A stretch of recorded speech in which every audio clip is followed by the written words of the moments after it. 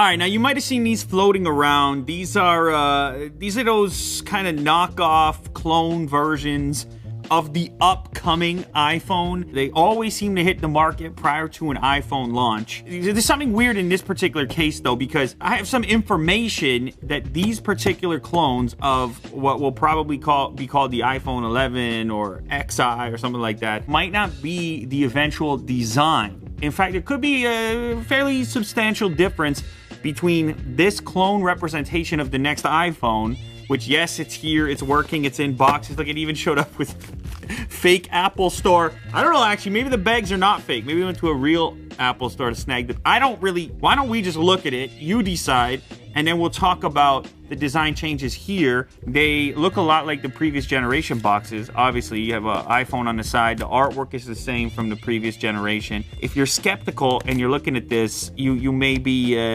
your spidey sense may go off a little bit. Like something like, if you look at the top edge here, is this completely straight, this line here, or is this a bit closer over here? I don't know. Designed by Apple in California, okay. Are you buying it? Well, there's no plastic on the actual phone. Fake paperwork, fake Apple stickers. Man, it's unbelievable. And they get these things out before the actual device launch. It's wild. This is the device, and like I said, you may have seen this floating around.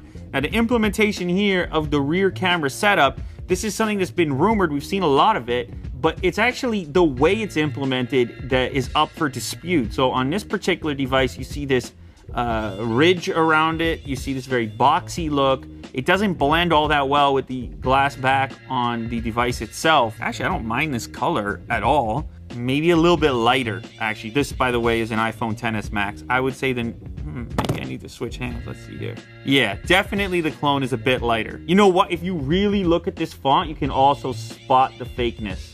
Look at how much sharper this font is. It's sharper and it's thinner. It's just not the same font. You have headphones included. You even get an adapter in there, fake lightning cable, and the power brick. Let's see this one. Oh, this is the white one. Okay, so this white one actually gives you a much better representation of the scale of this potential camera cutout. And then last up, we have gold color. Of course, OnePlus calling that almond. Now, I know that this particular design for a lot of people, it's going to be a polarizing type of thing because it is such a ubiquitous device and so many people have it. Once the thing releases and everybody sees whatever the new implementation happens to be, it's a very short path to that becoming familiar and therefore people becoming comfortable with it. I don't think it's going to end up looking quite like this. In fact, I think it's going to look substantially different. But anyhow, let's go ahead and boot this up and see how it operates. Now, the way these things are built is that they're basically running Android in many cases, or some version of it, with then this like Apple-esque skin. You know, this chin is way too large on the clone model over here. Also, the display, much more dim, no OLED action by the looks of it. So this is what the chin is supposed to look like. This is what it looks like over here. When you have this switch pushed down, there's no red indicator to let you know that it's been activated. You know what though? They do a good job of faking it. Again, you can tell the fonts are off here.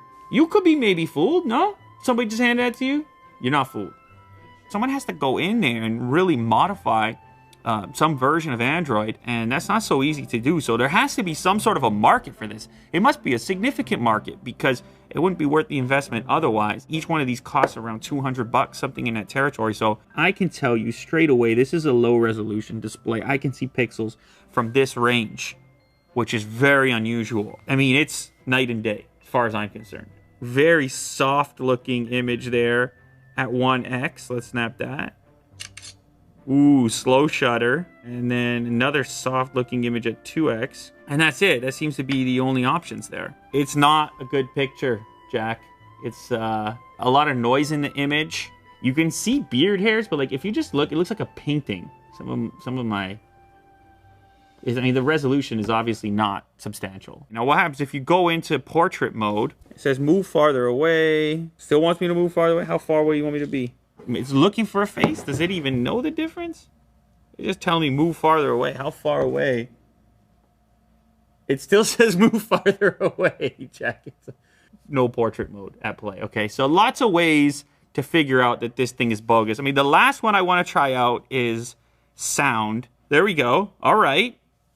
Apple shrinking the notch. Ooh, the buttons are also a little loose. Oof, it's so slow. It's painfully slow on Wi-Fi.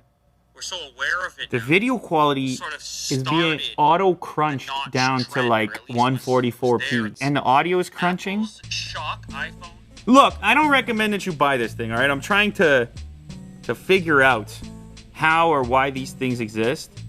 It's got to be a novelty factor for some. It definitely is for us, for me, and also for you watching this. It looks close to what you could imagine the next iPhone, the iPhone 11, looking like. You know, there are some other perspectives out there on what this might look like. And in fact, I have one of those other perspectives on the way in the form of a CNC model. So I'll showcase that, compare it to this in an upcoming video. I don't think that this is what the next iPhone is going to look like. It's sort of in the right territory, but I don't think it's going to be this ugly. Maybe that's it, Jack. Maybe you buy it.